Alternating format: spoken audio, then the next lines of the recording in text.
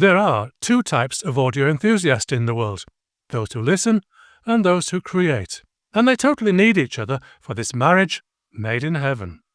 But, audiophiles, as much as you would like to improve your headphones, this video isn't for you.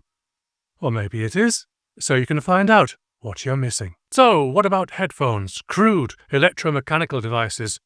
Or some might say rather sophisticated electromechanical devices that turn electric signals into sound.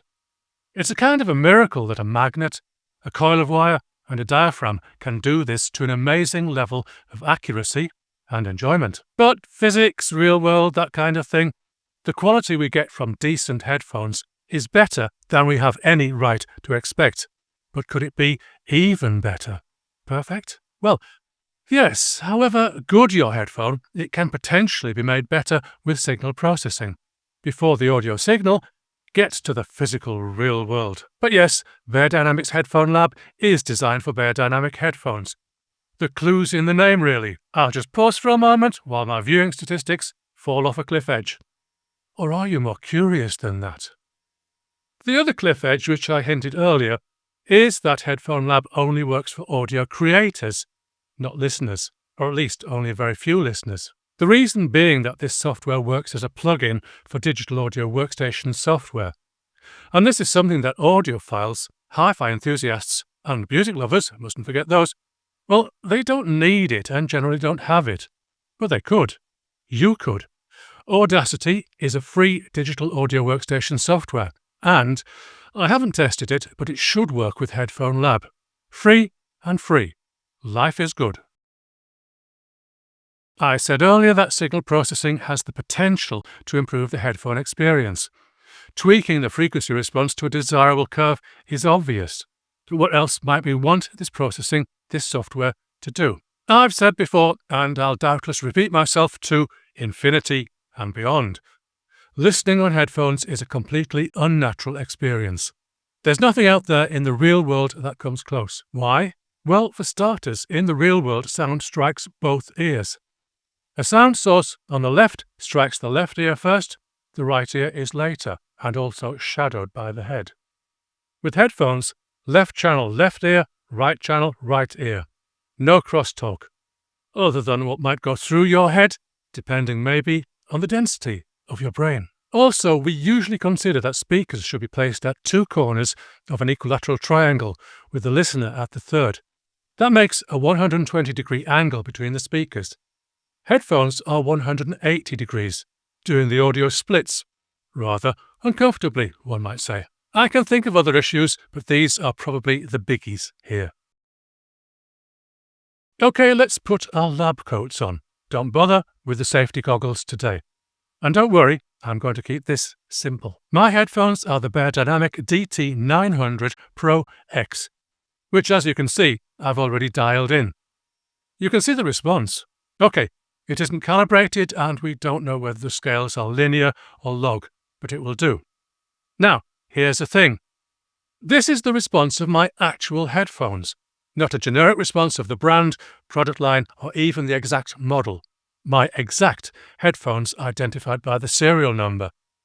This, in my humble opinion, is something really to like. Not apparently available, or perhaps yet available for all models. Let's switch it in. As you can see, the frequency response is significantly corrected towards a curve derived by Beyerdynamic, similar in intention to the Harman curve, about which I'm sure I'll be making a video at some point. Let's shuffle over to the right of the window. We see the loudspeaker angle, which here is given as the angle of one speaker compared to straight ahead. Or you can switch it out and have full width if you like, in which case you might say, what's the point? But remember that a producer would need to hear this, as well as the various speaker angles, to make sure their work sounds good for all listeners. Now, this is where we get down to some personal details. I'm not sure whether Beyerdynamic needs to have some privacy policy about this, but you're going to measure your head and have it lab tested. So we're in the toolbox now, and you can enter either the distance between your ears or the circumference around your head. You enter one, and the software will guess the other. For me, I measure 17 centimeters between my ears. From that, Headphone Lab puts my circumference rather more than it actually is. Maybe I was a forceps delivery and my head got squashed a bit. I'd have to say that maybe a future update could allow both measurements, or the tooltip could be changed slightly to explain the situation better than it is. At the time of making this video, I don't have access to the help, which may indeed help when the software is released. The one more thing I need to mention is the room control, which will, as you might guess, put you in a virtual room. But I'll leave that for my demonstrations. Demonstrations? Now, lean forward in your chair and set your brain in turbo mode. I've done this kind of demonstration before, and although I thought I'd explained it clearly, a lot of viewers misunderstood. I'll try again. For the headphone calibration, the left of the window, I can't demonstrate what you're going to hear when you have the software for yourself. I can, however, demonstrate the inverse, what's needed to be done to flatten my headphones. So you can get an idea of the scale of the difference. Is it mild? Is it strong? Is it severe? That kind of thing. I'm going to use one of my unboxing music tracks, which I know will be very irritating, but copyright and all that. Here it is. I'll toggle the calibration every 4 bars.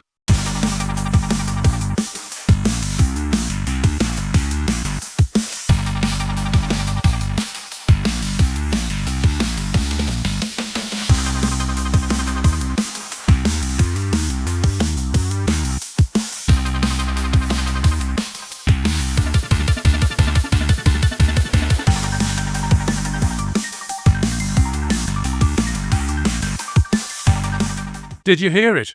It isn't what you'll hear when you use this software for yourself, but you should have heard the amount of difference calibration makes. Yes, even through YouTube. I uploaded a test file for myself and I could hear the difference clearly, very clearly. BTW, by the way, whenever I include a demonstration in my videos, I upload the audio as WAV, so that YouTube's messing about has as little influence as possible. Okay, let's do the speaker angle, which I'd imagine doesn't matter what headphones you use. Calibration out. A different track with more stereo content, room dry for the moment.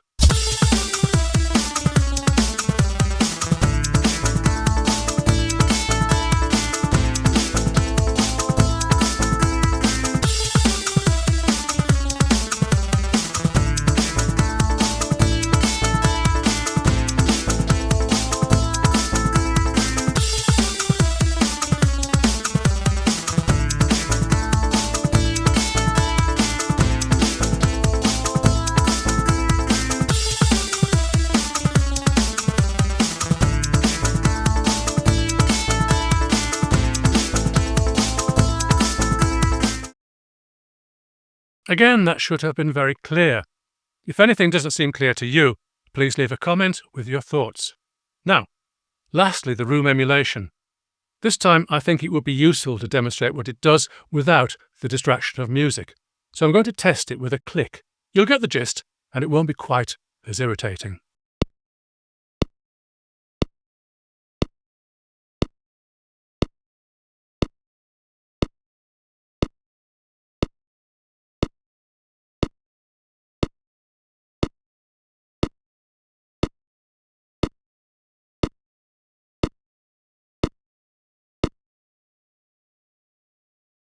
If you've used this kind of software before, you'll know all this. But if you haven't, well, we all had to start somewhere. In your digital audio workstation software, you'll put the Headphone Lab plugin in the last insert point of your master bus. You'll have the plugin active all the time you're working on headphones. You'll bypass it when you're monitoring on speakers. And important, you'll bypass it when you bounce your finished mix. Your listeners don't want to hear your headphone correction. They want to hear your mix that you created using corrected headphones. Safe mode. Well, the correction can push up the level at certain frequencies. If you're close to clipping without Headphone Lab, then with Headphone Lab you might clip. This isn't the software's fault, it's just the way things are. You may have noticed clip lights in my angle demonstration. Don't worry. I wanted to show that, and I corrected the level in the master. The headroom is fine. So safe mode drops the level so that clipping won't occur while you're monitoring. But, 2 buts. One is that if you're in safe mode and then for whatever reason you click bypass, then the level will rise suddenly. Your ears may not like it. Also, you'll be keeping an eye on the level in your master bus. But unless you insert a meter plug-in before Headphone Lab, you can't see directly what the level is. And Headphone Lab doesn't show what would otherwise be clipping when safe mode is engaged. Again, this is kind of the way things just are, and digital audio workstation software would have to be different in its own nature to make this go away. Of course, your system configuration might be different to what I've just described, but I feel that explaining for the simplest use case is probably best for now. This is kind of an important question. You've bought your headphones because, hopefully, they sound right to you, so what's to improve? I'd have to be a philosopher to answer that question, but I'll put it like this. I mix my tracks using my Yamaha NS10M Studio monitors and my reference headphones, a pair that I know and like, and I have years of experience both listening and creating. Then I check on my big speakers. Now, regarding my unboxing music, I've listened on the Beyerdynamic DT900 Pro X, and although I like the sound, I'd mostly have mixed differently. But with Headphone Lab calibration, what I hear is what I like, and I'd hardly change a thing. And possibly with control over loudspeaker angle and room emulation, I'd have mixed better.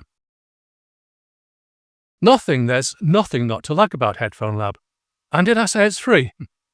Obviously, it's a Beyerdynamic product and you'll need Beyerdynamic headphones to get full use out of it. But since it's free, well, it's a clear why not. That, of course, is for creators. If you're a listener, a hi-fi enthusiast and music lover, then you'll need workstation software, which can be free, and you'll be listening from your computer. I'm just going to say it'll be fun to try. See you soon.